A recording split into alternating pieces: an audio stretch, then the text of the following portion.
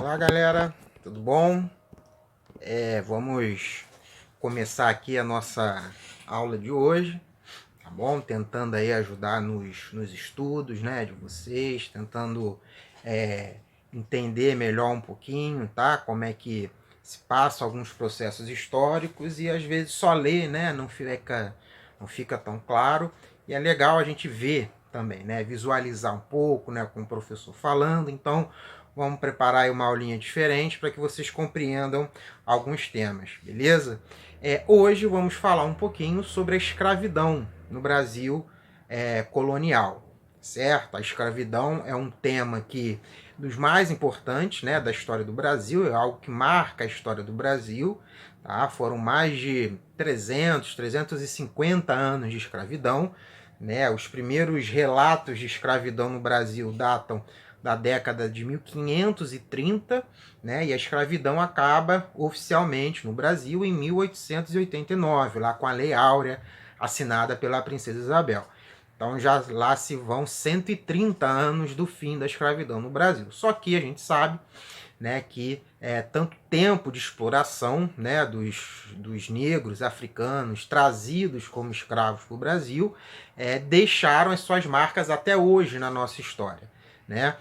A maior parte da população brasileira até hoje, né, é negra e sofre muitos problemas por causa disso, né? O preconceito é algo muito real, infelizmente, ainda hoje no Brasil. Então, até para a gente tentar entender por que, né, que a gente tem uma sociedade ainda, infelizmente, tão preconceituosa, a gente tem que entender como é que funcionou a escravidão no Brasil, ok? Então a gente vai estudar um pouquinho esse início da escravidão no Brasil do período colonial. O que tem que ficar claro, tá, inicialmente, é que existem diferentes tipos de escravidão. Tá? Existe a escravidão antiga, né, feita na Grécia, na Roma, lá na Antiguidade Clássica. Existe a escravidão moderna, que é essa que a gente vai falar, né, do Brasil colonial.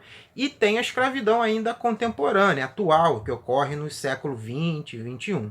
O que a gente vai falar é essa escravidão moderna, que começa ali no século XV e vai até o século XIX, que tem as suas especificidades. Ok? Então vamos ali para o computador para a gente falar um pouquinho mais sobre esse tipo específico de escravidão. Beleza? Vamos lá. Vou pegar aqui.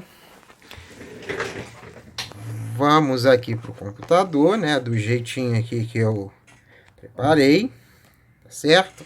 Assim a gente vai conseguir ver melhor. Então eu preparei um resuminho aí para vocês acompanharem alguns temas, né, sobre a escravidão no Brasil. Então, como eu falei, ela se inicia ali por volta da década de 1530 e vai até o finalzinho do século XIX. Tá? Aqui é uma imagem, né, do Debré. O Debré foi um artista francês que veio para o Brasil no início do século XIX e pintou várias cenas da escravidão, né, já no contexto do Brasil Império, mas também serve para a gente entender como era essa escravidão no Brasil colônia. A primeira coisa, né, que a gente tem que pensar sobre a escravidão é que no Brasil, inicialmente, né, a mão de obra, a força de trabalho utilizada nas lavouras, inicialmente, né, de açúcar, né, e para a própria extração do pau-brasil, não foi a do africano escravizado, né, foi a do índio. Tá? Durante ali todo o século XVI, XVII, entrando até um pouquinho no século XVIII, grande parte da mão de obra escrava que os portugueses usam no Brasil é a do índio. Tá? E isso é um dos motivos para hoje a gente não quase ter mais tribos indígenas. Né? Esses índios foram escravizados, foram tirados do seu local de moradia. A maioria dos índios morreu, na verdade, por doenças trazidas e transmitidas, né, pelos europeus, pelos portugueses. Então, o primeiro grande tipo de mão de obra utilizada foi a do índio como escravo.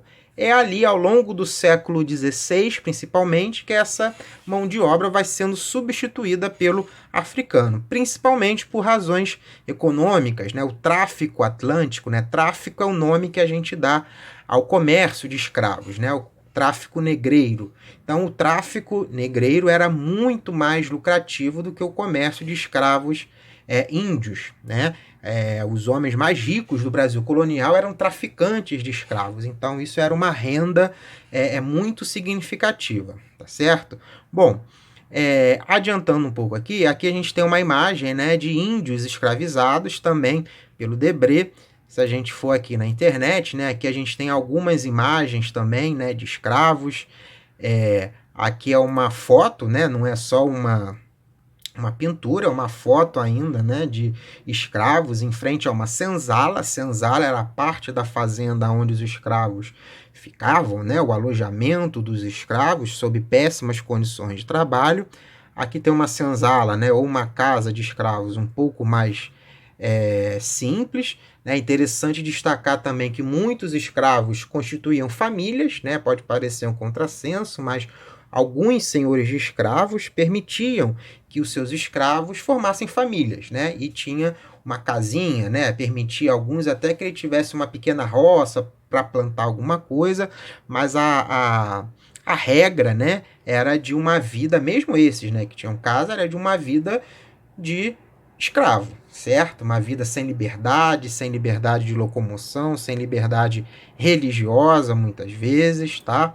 Aqui a gente tem a imagem de esse tronco aqui, que geralmente ficava no centro da cidade ou da fazenda, o chamado pelourinho, né, onde os escravos eram amarrados e chicoteados como castigo por alguma coisa que não tenha agradado, né, o seu dono. Bom, os escravos, né, africanos eram trazidos para a América, né? O Brasil foi um dos grandes portos para onde esses escravos eram trazidos, aqui no Rio de Janeiro. Vinham através dos chamados navios negreiros, né? E aqui tem uma representação de esses escravos vinham abarrotados, né, como mercadorias. Em média, metade desses escravos morriam na travessia, né, da África para o Brasil, para a América, dado as péssimas condições de transporte, né, às quais eles eram submetidos. E aí vocês imaginam que a condição de trabalho de um escravo era péssima, certo? Eram 20 horas de trabalho diário, trabalho exaustivo, perigoso, tá certo? As maiores fazendas chegavam a ter 300 escravos, né? A fazenda de Santa Cruz, por exemplo, que pertencia a padres jesuítas, era uma das que tinha mais escravos, né?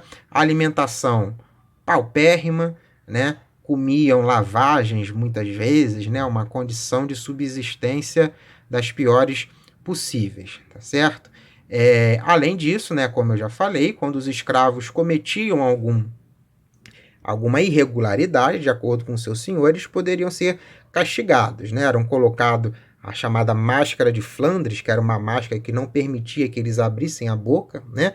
E muitas vezes eram colocados no pelourinho para sofrer a chicotada contra, enfim, para servir de exemplo, né? Mas os escravos, vocês podem se perguntar, os escravos não resistiam à escravidão? Obviamente que sim, eles fugiam, existia a desobediência, existia sabotagens à plantação, né, à produção, existiam revoltas, né, no século XIX, existiu na Bahia a revolta dos Malês, que foi uma grande revolta de resistência escrava no Brasil, aí já no Brasil Império, tá certo? E quando esses escravos fugiam, eles muitas vezes se reuniam nos chamados quilombos, né, o quilombo mais famoso, né, do Brasil, o Quilombo dos Palmares, sob a liderança de Zumbi. Uma forma, né, de resistência escrava a esse período também, tá certo? Então, gente, isso foi só um rápido apanhado aqui, tá, sobre a escravidão no Brasil, sobre a escravidão indígena inicialmente, depois a escravidão africana, tá certo? Espero que isso tenha ajudado vocês, tá certo? A entender um pouquinho melhor sobre a nossa história e sobre o porquê a gente deve ficar atento, né, e ligado às questões de inclusão social dos povos negros que sofreram com mais de 350 anos de escravidão. Ok? Grande abraço.